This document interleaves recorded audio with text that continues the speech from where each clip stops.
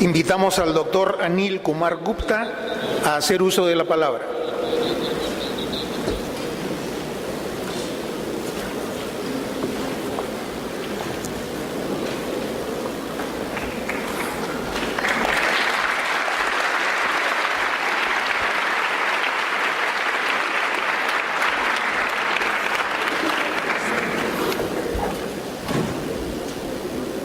It's a great honor and privilege for me to stand here on behalf of the Honeybee Network, Indian Institute of Management, Ahmedabad, Srishti, and all the people of our country who have contributed their knowledge, their innovation, their ideas in the last 25 years to this network. I'm grateful to the Chancellor, Vice Rector, Dean, and other faculty members of St. Martin de Porres University for bestowing this honor to me. Actually, this honor is not on me, but on tens of thousands of people who have shared their knowledge and creativity without any expectation of one, in the faith that society will use that knowledge for a good purpose. 25 years ago, when we started the Honeybee Network, we didn't know that there will be such an outpouring of generosity on behalf of by the people who are considered economically poor, but who are not poor in the mind. I would like to reiterate that people who are poor in money, materials, are not poor in mind. And therefore, if development process builds upon a resource in which poor people are rich, that is their knowledge, values, ethics, and of course their creativity, then development process becomes very inclusive. As you can see from the logo, the nameless, faceless person comes in contact with the network, gets an identity. This is the philosophy. Just like honeybee cross-pollinates the flowers, enriches the nature, when it takes away the nectar from the flowers, flowers don't complain, and it doesn't keep all the honey with itself. Can we, the intellectuals, do what honeybee does? When we take the knowledge of the people, they should not feel shortchanged, they should not feel exploited, they should not feel cheated. We should ensure that people-to-people learning takes place. I will share with you today, when we signed an agreement between Srishti and the university today, to create Honeybee Network in Latin America, and to spread this spirit of honeybee in this region. When we take the knowledge, people should not become anonymous. They should be credited, their intellectual property right should be protected. And we should also ensure that when commercialization is done, when value is added, a reasonable share goes back to the people whose knowledge made that possible. So essentially, a knowledge and innovation-based approach to poverty alleviation. We do not have to necessarily consider poor people as sink of aid, assistance, and advice. They are actually the source of ideas, innovations, and the institutional values. We must change the mindset, which has for such a long time considered the responsibility of people, the elite, the policymakers, only to treat people as if they are only to receive and not to give. Poor as provider is a new paradigm of development in our world. We have seen what it does. It repurposes the inquiry for intellectuals and for scholars and for policymakers. We no more seek knowledge only to enrich ourselves. We seek knowledge to enrich other people, other communities. We redefine the norms of accountability. It is not enough for me to take the knowledge and enrich and grow in my life. We must share back the benefits with the people. Only then we can call ourselves an authentic professional, an authentic faculty member, authentic manager, authentic policy maker. Otherwise, we will not be any different from other exploiters in society. And we must therefore redesign the pathways for future. But we must ask a question. Why does education and the kind of education we provide generate inertia instead of triggering innovation? The more we know, the more we have, the less we feel responsible many times for changes in the society. Those who are most privileged, those whom the society has given the most resources, unfortunately, tend to be most miserly in giving away and in sharing their knowledge and values and their wealth with the society. We need to change this paradigm. We need to develop a philosophy of education which will make people, my young people particularly, the students sitting here, impatient with the problems with which my generation learned to live indefinitely. This luxury, this privilege is not available to the young people. They must change and change fast. Therefore, what are we trying to do? We are trying to build a synergy, a blend between the passion that you bring to the society with a purpose to change the society, to make it more creative and compassionate and collaborative and lead to performance. This performance will take place only through platforms. I would like to mention one platform today about Techpedia. I'm so happy that within a few hours of our signing the agreement, we had a launch today of Techpedia for Peru. What is the purpose of Techpedia? Techpedia provides a pool of more than 167,000 engineering projects, technology projects done by 400,000 students from 600 institutions of our country. Why are we doing this? We are doing this because no student, no young person, anywhere in the world must do what has been done before. We want to promote originality. We want to promote a responsibility among the students. How will that responsibility take place? It will take place when students during the third year or fourth year go out to the clusters of industries, small-scale industries, go out to the villages, identify the problems that people face, identify the problems which have remained unsolved by the small entrepreneurs. Small entrepreneurs cannot have R&D division of their company or their enterprise. Who will do research for them? Who will make them competitive? Our students will identify the problems and then work on them in the final year and generate solutions, hopefully, to make our industries more competitive and therefore generate more jobs for our young people. The largest number of jobs in our society, whether Peru or India, are generated by small enterprises. And unless we make those small enterprises viable and efficient and economically prosperous, we will not have economic growth in our society. And therefore this linkage is very important. There are also problems in society among the farming region which remain to be solved.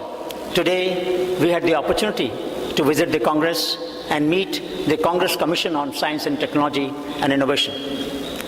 And there was a congressman who mentioned that in regions which are at the 4,800 meters, Puno region, there are problems which will not be solved by the science and technology system unless our young people engage with those regions. So one of the purposes of Techpedia is to look at the problems of neglected regions, bypassed regions, bypassed sectors, bypassed social segments, bypassed skills, and bring those problems to the educational system, to the classroom, to the workshop, to the lab, and work on them and try to solve them. We also want students to solve problems which will require interdisciplinary research. Very often, a mechanical engineer may not collaborate with an electronics engineer, may not collaborate with a textile engineer. So we need to bring interdisciplinary collaboration among the students, which is one of the purposes of this platform. It is also possible that many challenges which our societies face can be thrown open to the students, and in a crowdsourcing manner, students can compete and find solutions. So essentially what we're trying to do is to generate solutions which are extremely affordable for inclusive development. To give you an example, few students in a small polytechnic in Sangli in Maharashtra found a problem. Sometimes when people are sick, they may need medicine. Medicine may require a refrigerator, but there is no power and the family may not have a refrigerator. What do? So they developed a cycle-operated refrigerator system. If you cycle at the rate of 14 kilometers per hour for 30 minutes, you can reduce the temperature from 35 degrees centigrade to 8 degrees centigrade. A cycle-operated refrigerator is an affordable solution in the regions where there is no power and there may be no mechanic to maintain the refrigeration system. There are solutions of this kind. This student developed a wheelchair, Shanu developed a wheelchair from IIT Kanpur, which can climb the stairs. A manual wheelchair does not require motor. It is extremely affordable by the people who need it, but can't often buy it if it was very costly. These students from Punjab, one part of North India, developed a very interesting software. They developed an image processing software by which the sign language of deaf and dumb people who can't speak and who can't hear, can be converted into text. So now they can make friends with people like me, ordinary people, because I can understand their language. And they can, of course, read what I'm writing on the text. It is an inclusive development. Let me give you another example. They sent the fridge in between that you have. All of you have refrigerators in your home, most of you have. But very seldom do you realize that refrigerator also produces heat. Have you ever used that heat? No. No company in the world manufactures a refrigerator which not only keeps things cool, but also can keep them warm, keep the food warm. So what do? You put a heat exchanger alongside the compressor. Compressor is very hot. You take the heat away and make a chamber which is hot. Keep the food warm there. Interestingly, when you take the heat away, the compressor works less. When compressor works less, you consume less electricity. So this is the model of innovation that we want to develop in the world. This is what Indian contribution of frugal engineering or Gandhian engineering is, where you consume less energy and get more output. This is the need of the hour. And these solutions will not be developed by large corporations. They don't see the wasted heat in a refrigerator. Otherwise, they would have developed that mechanism. So please appreciate. Good ideas, great innovations will not come only from large corporations or large organizations in future. Good ideas will come from small places, will come from ordinary students and farmers and artisans who have richness of knowledge, even if they are economically poor. Look at this, developed by Raghunath Lohar, a student who was very worried that when you carry load on your head, you feel tired, you feel pain. Your neck starts paining. We have seen such people carrying load on their head all over the world. In my country, millions of people work and carry load on their head. We didn't bother about that till this boy decided to develop a load-carrying device which distributes the load on the body instead of neck. Now, the burden becomes a little more bearable than it was before. These solutions would not come about if there was no platform like Techpedia.in, or if there was no platform as we have created today, Techpedia in Peru. This platform will make it possible for solutions to become available for the people to use in the society. So what did Srishti try to do? Society for Research and Initiatives for Sustainable Technologies and Institutions, set up in '93. It says, give me a place to stand, as Archimedes said, and I'll move the world. This is our challenge of using local knowledge and building upon it. Every 6 months, we walk in different parts of the country. Having walked more than 5,000 kilometers in the last 16, 17 years, we have seen how much of creativity exists in our country. 174,000 ideas, innovations, and traditional knowledge practices have been pooled from 550 districts of our country. In every district of Peru, there are creative people. We have to ensure by mapping the creativity that we are able to do the same thing. I appeal to my young friends sitting here, the students, that in their vacation, they must try to go back to their communities and look for creative people who have solved problems through their own genius. These may not be optimal solutions, but still they have tried to break some new ground. Bring those ideas to your workshop, to your lab, to your class. Work with them, those ideas, and improve upon them. That is what the true purpose of science, science and technology, which is inclusive, is. We must build a bridge between formal and informal science and technology. And that is what we try to do in Shodhyatra, in the walks through the villages. So we have to really embark upon a journey of learning to unlearn. We have to recognize that many lessons that we have learned may not be valid anymore. Let us look at this bridge. It's an epitome of sustainability. In Meghalaya, in Nagriyat village, northeast of our country, People pulled the roots of trees from two sides of the river to make a bridge. We have walked on this bridge. It is completely sustainable. There will be nothing waste produced in this bridge when it wears out. It requires three things: technology, institutions, and culture. So if you treat technology like word, institutions are like grammar, and culture is like thesaurus. We need all the three. I met the professor who teaches systems engineering other day, and I said, this is an example of systems engineering, where we have combined the technology, the institutions, and the culture. My dear friends, you will find such examples in different parts of Latin America, where people have built great synergy between the three necessary pillars of sustainability. We also have developed a model of innovation, which I call as autopoiesis model of innovation. Autopoiesis is the property of nature to correct itself, to repair itself, to self-design. This tree did not realize that it was not supposed to branch. By mistake, it branched. Then it said, oh God, what have I done? It made into a parallel stem. In our body, there are cells which go through mutation. Thank God, not most cells become cancerous. That's why we are healthy and I'm able to talk to you. Nature repairs itself. Can we develop such products and services which will improve in the hands of users, which are easy to repair, easy to maintain, easy to redesign, repurpose?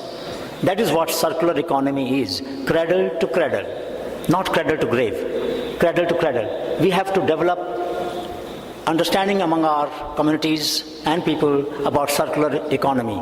Honeybee Network promotes circular economy so that there is no waste. We can't go the path of the Western society. If India and Peru decided to produce as much waste as the European societies produce, there will not be enough space on this earth to pool that waste. So we can't go that way. That is not our path. Our path is a different one. Let us look at the long tail of innovation. Long tail of innovation is like, if you look at Amazon.com, a portal of books, you find some books which sell in millions. So you have the peak. You have the peak here. And this peak means those books which sell in millions. Some books sell in 10,000, some 5,000, some 500, some 50, some 5, and some don't sell. If you go to a bookshop at an airport or railway station or a bus stand, there are bestsellers. You can't stand there for more than 10 minutes or 15 minutes or half an hour. But in a library, in a bookshop which has thousands of books, you can spend days.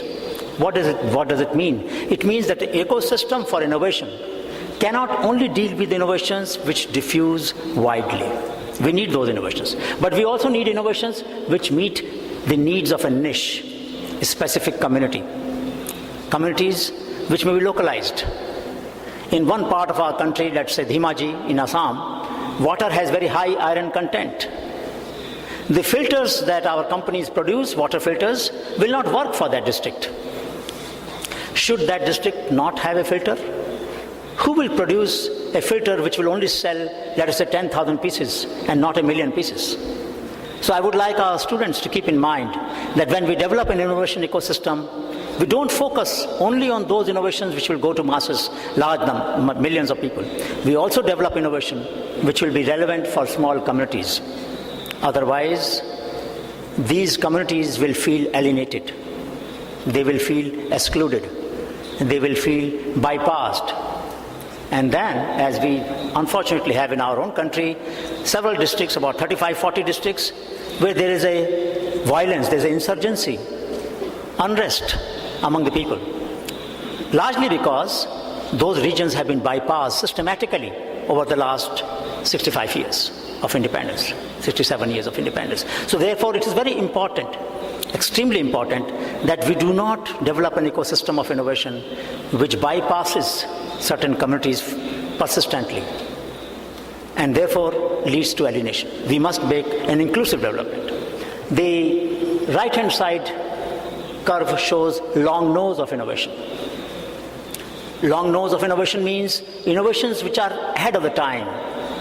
The mouse that you use in the computer was developed in 80s, late 80s. Till mid-90s, it had no use. Imagine that when Windows was developed, and if we did not have a mouse, we have to reinvent it. Societies which keep track of ideas don't have to rediscover the wheel. Therefore, long nose of innovation means many times innovations are ahead of the time. Don't throw them away. Keep them in the database, keep them in the knowledge base. The time comes when we will need them. And a society which is knowledge-managed society, which is knowledge-intensive society, doesn't lose track of the ideas. You all know that a lot of knowledge that Incas had produced thousands of years ago has been nearly lost in our country, in the region here, because we did not keep that knowledge properly. And we have to reinvent now the mechanisms of storing water in the northern parts where there is no rain. There are millions of hectares available of land in Peru where water has to be conserved. We have to rediscover those methods which the Incas had discovered thousands of years ago. A society cannot repeat that mistake. We must conserve knowledge in a manner that we can use it as and when we need it. There is a very interesting initiative our Honorable President Pranab Mukherjee Sahab has taken in our country. India is probably the only country where the head of the state, President of India, hosts an innovation exhibition in President's House. For the last 5 years, every year in the month of March, when Mughal Garden opens for the visitors, there is an exhibition of innovation organized in the President's House. When head of the state gives a message that he cares or she cares about the innovation, the country understands and gives importance. I will appeal that we should have a similar strategy in Peru. Our president also inaugurates innovation clubs when he goes to any central university of which he is the rector. These innovation clubs do 4 things, and I appeal to my young friends here that we should set up innovation clubs in every college in Peru. These 4 things are: search, find out the innovation; spread, distribute the innovation; sense the unmet needs of our society; celebrate the achievers who have solved a problem, invite them to the classroom. Search, spread, sense, and celebrate. These are the 4 goals of these innovation clubs. Anywhere, everywhere, we can follow these principles and make our society more inclusive.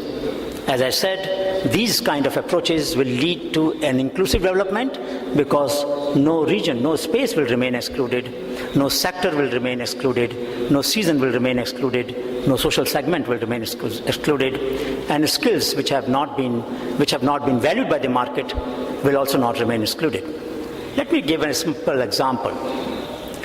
There is a windmill that was developed by Mehtar Hussain and Mushtaq Ahmad in Assam in about 70 euros, bamboo windmill, to irrigate a paddy field. They asked 2 questions which we, the trained scientists and engineers, don't ask.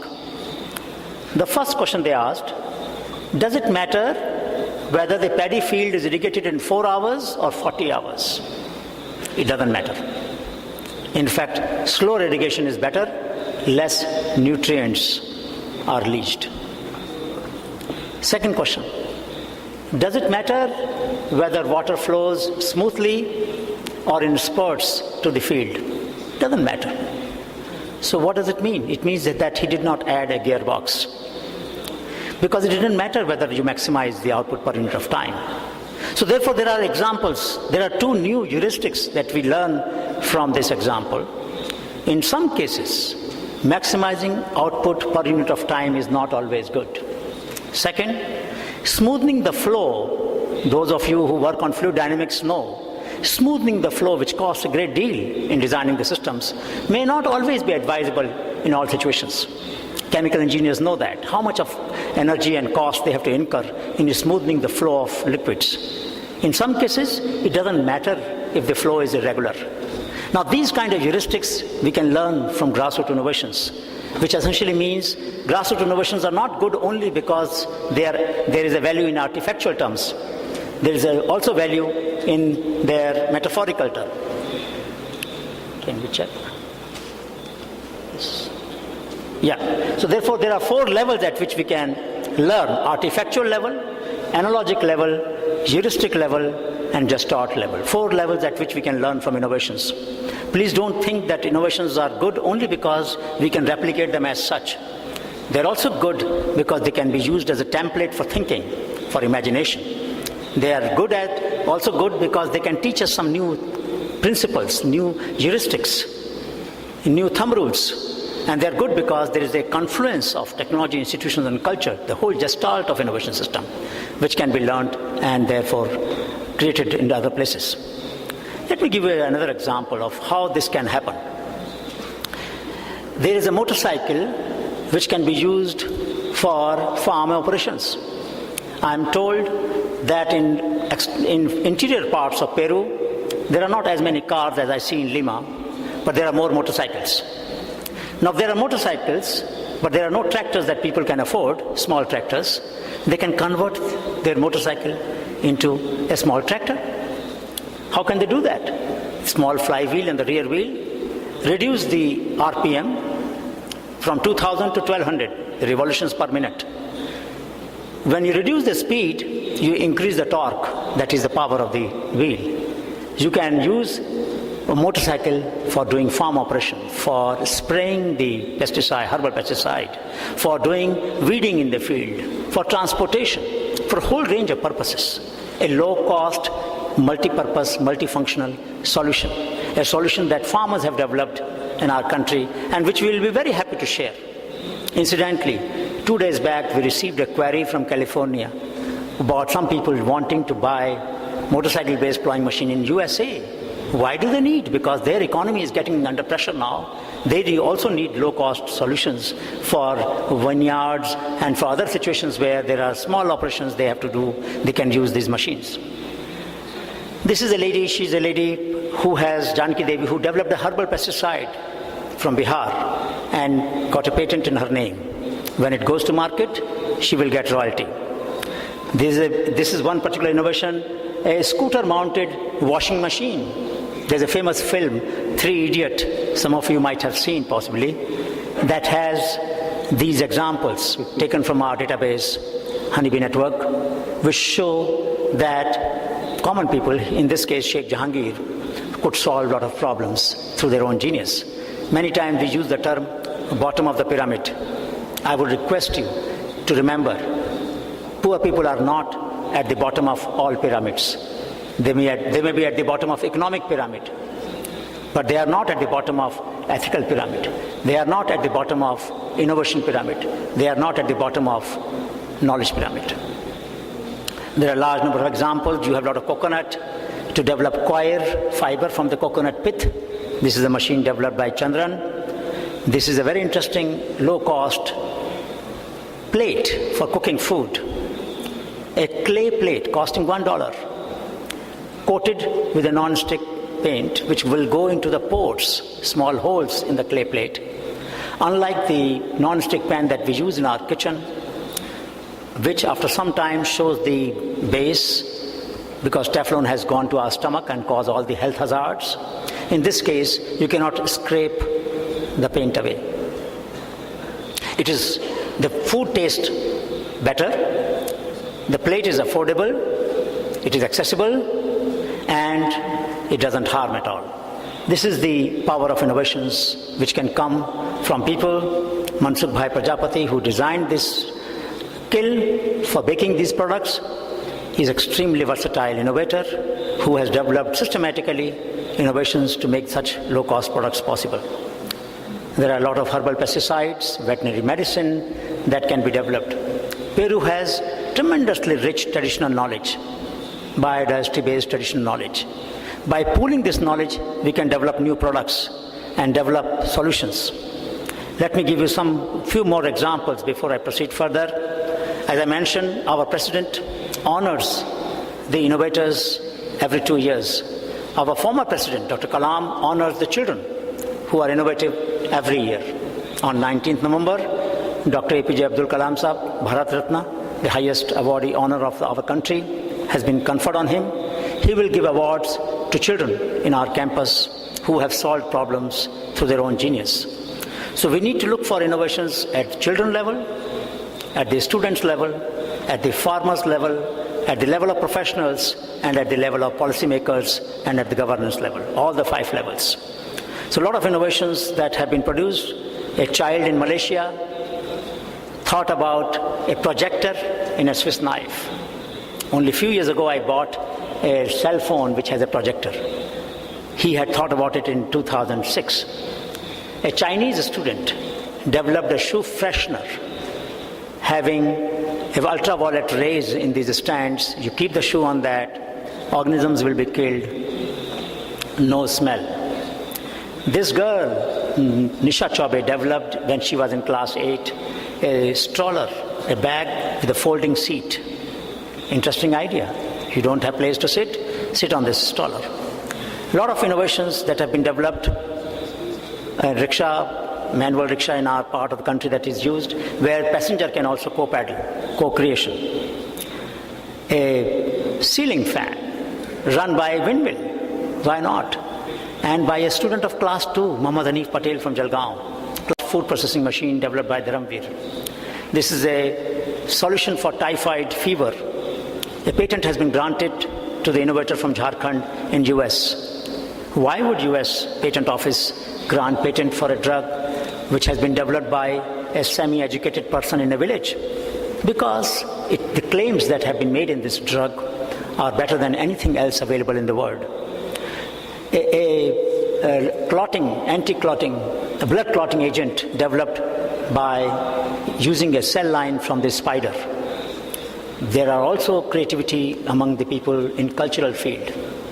There are students here who can create a website to generate demand for such artists, folk artists from our villages, from our districts.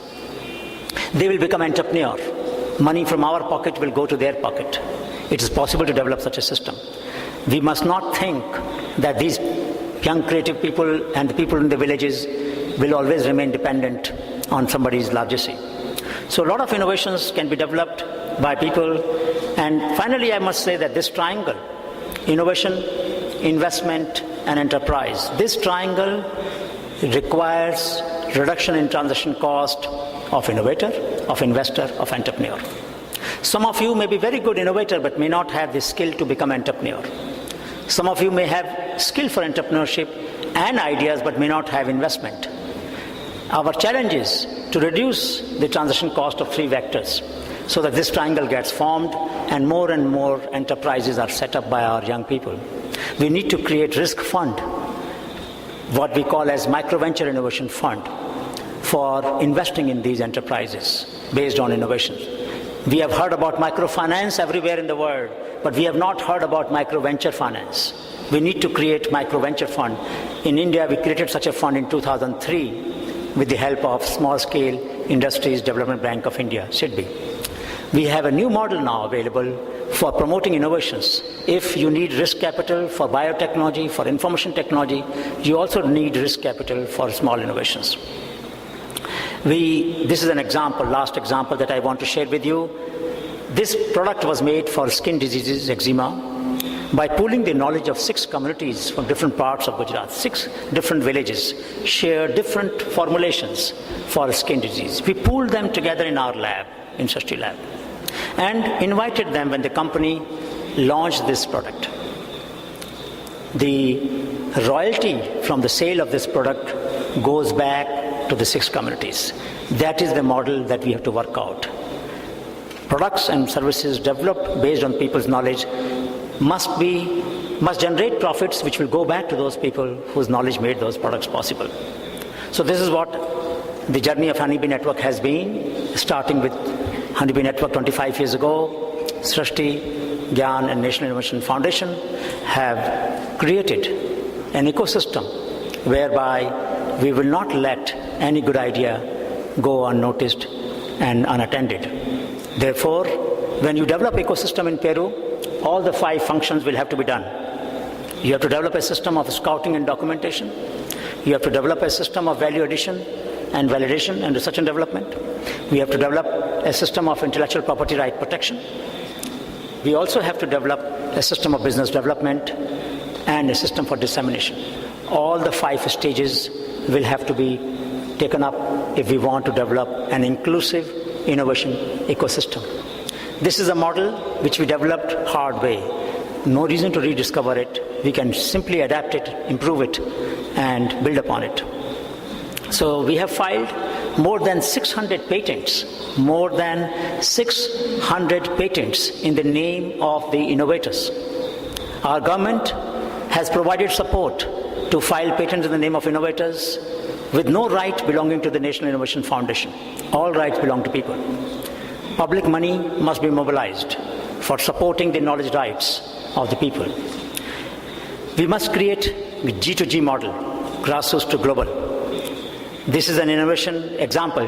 China developed, a farmer there converted a boat into a car. He had to take things across the lake, converted boat into a car. An Indian innovator converted a car into boat. Their model was more frugal. But in some cases, Chinese discovered the same solution that Indians discovered. They developed a cycle-based hoe. In Maharashtra, Gopal Bhise also developed a cycle-based hoe. This is tragic. There is no reason why we should rediscover the wheel everywhere in the world.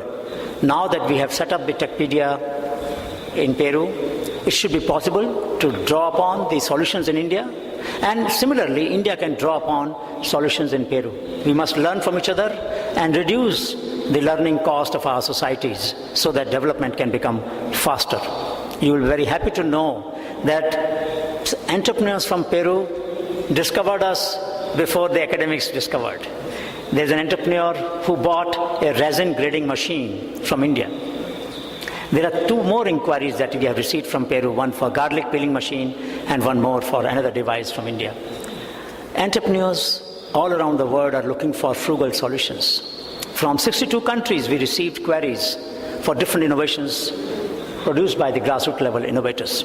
I hope that we will have a similar traction for the innovations that our students and farmers are producing in Peru. I hope very soon in India we will be getting those innovations at low cost and make lives of our people better by learning from the creative people here. There are a large number of innovations in cycles that have been developed. Cycle for pumping water, cycle for spraying, cycle which works on water and on ground, whole range of innovation. These are public domain knowledge. Anybody can use them. So finally, let me say that Honeybee Network, Srishti, Gyan and NIF have created an ecosystem which we are very happy to share. We have signed an agreement today which will make it possible for the university, St. Martin de Porres University, to trigger Honeybee Network in Latin America. We have agreed to share our database so that it can be translated in Spanish, Quechua, in Portuguese, other languages, so that people can get it. We have large number of public domain innovations which can be shared without any problem. We also hope that there will be a Honeybee newsletter, not in very distant future, in local languages in Peru, so that farmer to farmer, people to people learning can take place. I'm very happy that with this cooperation that we have started today, we'll be paving a path for future when our young people will become more impatient and try to solve problems frugally, in a friendly manner and in a flexible manner. Creativity counts. Knowledge matters. Innovations transform. And incentives inspire. But not just material incentives, also non-material incentive. Not just individual incentive, but also collective incentives. The honor I have received today is a non-material incentive, but to me it is more precious than millions of dollars that anybody could have given to our network, because it is this respect which is precious and which will sustain the spirit of creative people in our country and hopefully in Peru as well. Thank you so much.